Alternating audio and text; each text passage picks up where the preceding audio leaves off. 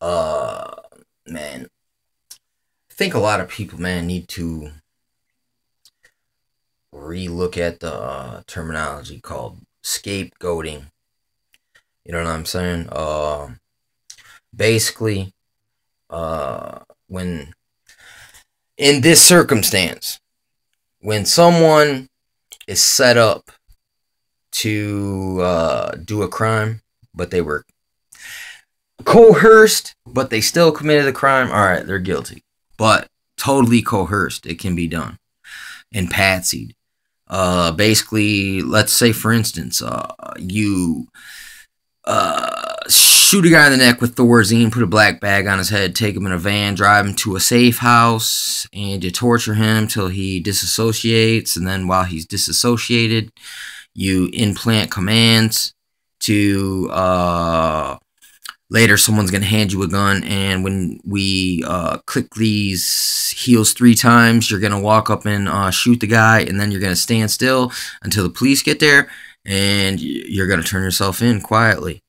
All right, that's a patsy, and that's scapegoating. Because how is it scapegoating? You'll say, all citizens must be disarmed for safety, because anyone who has free access to something can go just crazy, man. They're undiagnosed schizophrenic. They got sluggish schizophrenia. And we need to take these preemptive measures to stop them. That's scapegoating. It's basically when you blame someone. Sometimes they could be guilty of something, but when you exploit that, and then you kind of use that as a battering ram to push forth your agenda that is not honest. You know what I'm saying? See, here's the thing. In America, this is what America is founded off. Bottom line, period. It's like, in order for you to have a free society, period, the society must be armed. It is a right for every man to bear arms.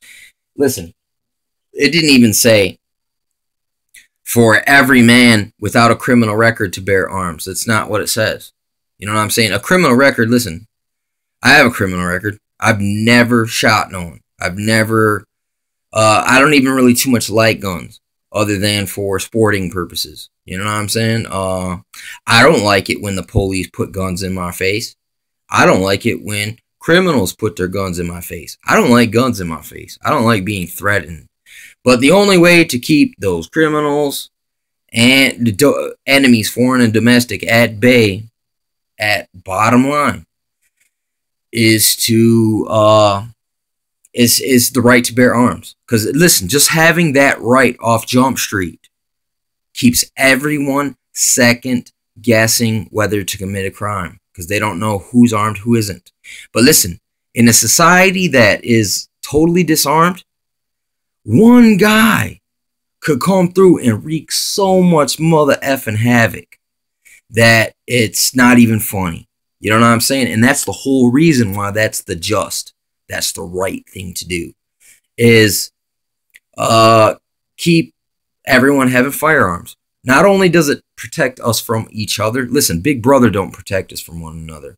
Big Brother, listen, if I'm standing directly next to you, and listen, I'm not saying I'm going to do this. I'm just using this as an example. And inside of my mind, I say, I'm going to chop this motherfucker right in his throat. You know what I'm saying? Just bam. Big Brother's not going to stop me from chopping your throat. You know what I'm saying? It might not kill you, but it's going to hurt real bad. That's saying hypothetically, okay? Big Brother can't stop us yet. But I guess they could if they put a shock collar around you and they put a chip in your mind that can read your fucking thoughts. And here's the thing. They ain't had to do that thus far. You know what I'm saying? And I ain't hurt no one like that. You know, I don't plan on it because, listen, when it comes down to it, I understand that it's like this, man. Listen, you're human, you're alive. Your conscience or your conscious, you have just as much right here to be around as I do.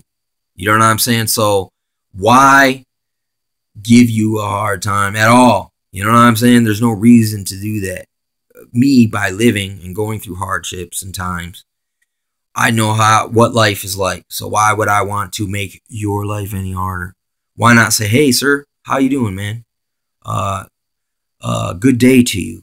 You know what I'm saying? That's how I would prefer to live.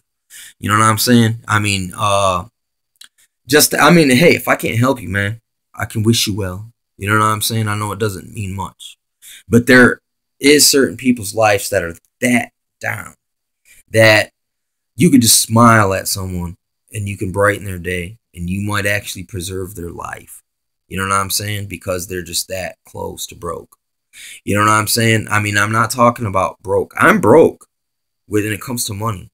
But inside, spiritually, I'm not broken. I'm still fighting. I'm resisting. I'm still holding on.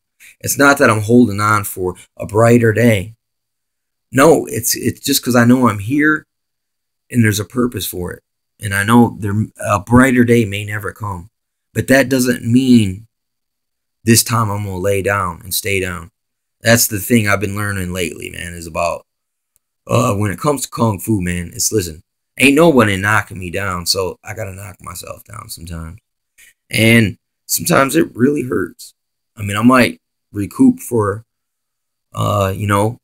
45 seconds, a minute, but I always get back up. You know what I'm saying? And that applies this way as well. It's like, look, sometimes I may fail. You know what I'm saying? And it hurts. And it's shameful. You know what I'm saying? And it's discouraging. But, you know what I'm saying? It's like, this isn't the first time. You know what I'm saying? I've had to pick myself up many times. And then there's been other times where other people help assisted me up metaphorically. You know what I'm saying? Or they've even given me the freedom to go learn these things. You know what I'm saying? They've helped contribute to my Kung Fu. Kung Fu isn't cheap. It might not cost you no money, but the time and the energy and the effort and you got to dedicate to study. And then once you have this knowledge now, you constantly got to kind of keep it in check. You got to make sure that you're not breaking these rules, man. There's certain rules, like in Kung Fu here. This is why I think it's a good practice. It's like right in it. It says protect the weak.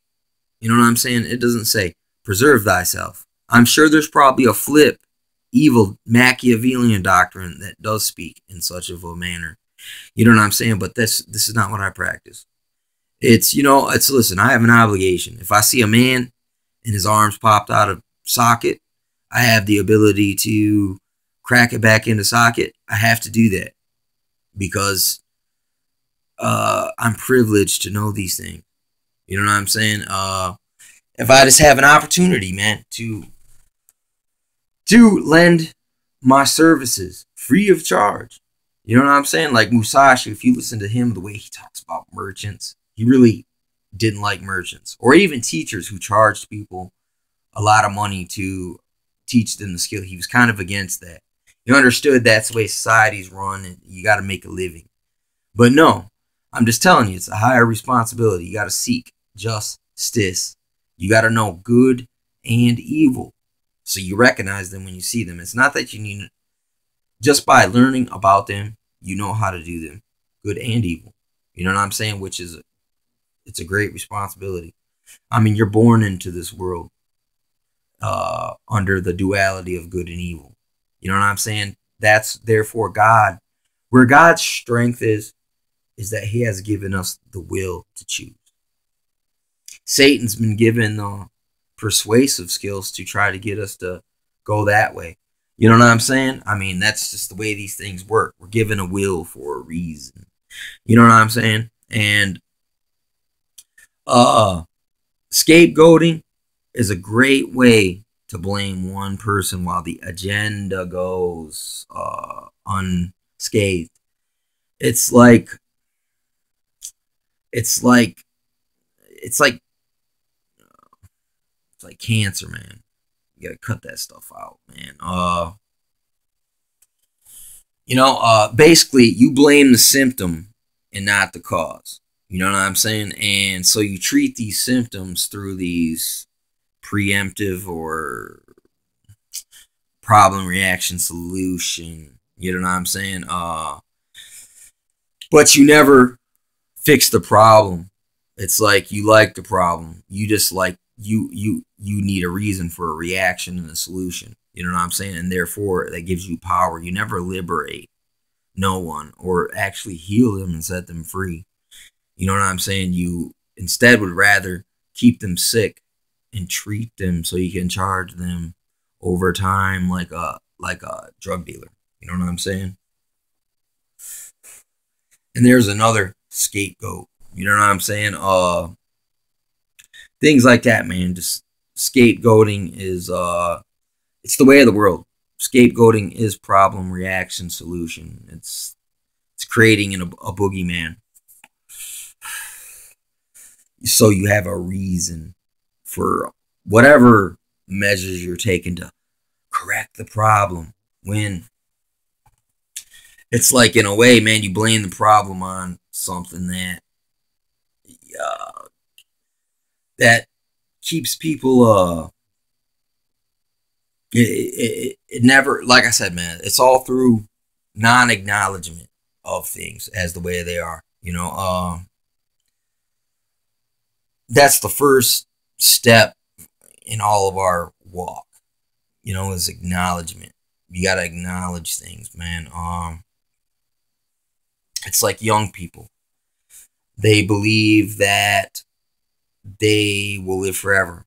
So they got this weird complex, and they never acknowledge the fact that, hey, man, there were some people died as they were being born. You know what I'm saying? No, you're not immortal, friend. Just like older people don't want to listen to younger people because they believe, I'm older than you, I'm smarter than you, I'm more experienced than you. You know what I'm saying? They don't want to acknowledge things from other people, man. I mean, an acknowledgement is the key to everything. To everything that anyone who says they're seeking truth is truly seeking. You got to acknowledge things. You know what I'm saying? There's a lot of cultural programming, man, that has made us, where we got selective hearing, selective memory. You know what I'm saying? Selective thinking.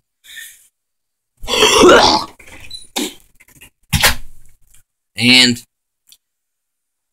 that's how you create a scapegoat society, is that you never inform them enough to see beyond their scapegoats, their scarecrows, their Osamas, their men in caves, their asteroids, their, you know what I'm saying? Their big brother, their brave new 1984. They can't recognize it because they done blamed it on something else, someone else that doesn't exist. You know what I'm saying? Or someone that does exist, but you know what I'm saying? It's more like, listen, your scapegoat is an idea. It's not an actual human flesh and blood sentient being. Even us, my name, Chris Alexander, is in all caps, and it's a red, white, and blue flag trimmed in gold. You know what I'm saying? So, I mean, even that, like I like to give people nicknames. You know what I'm saying? That proves that I know you. If I know, or if I can go, psst, and that's me, that's hitting you up. That's, you know me. You listen, you don't know that corporation. You don't even know about that corporation trimmed in gold in all caps. You know me, the flesh and blood, not the person, not the corporation. You know me, the flesh and blood being. You know what I'm saying? Just like you. And it's a pleasure to know you. I don't see you as a corporation, as a commodity, as chattel. You know what I'm saying? And when you come to know the truth, you don't need scapegoats. You just go, you don't address the persons. You go after their ideology. You go after the real evidence.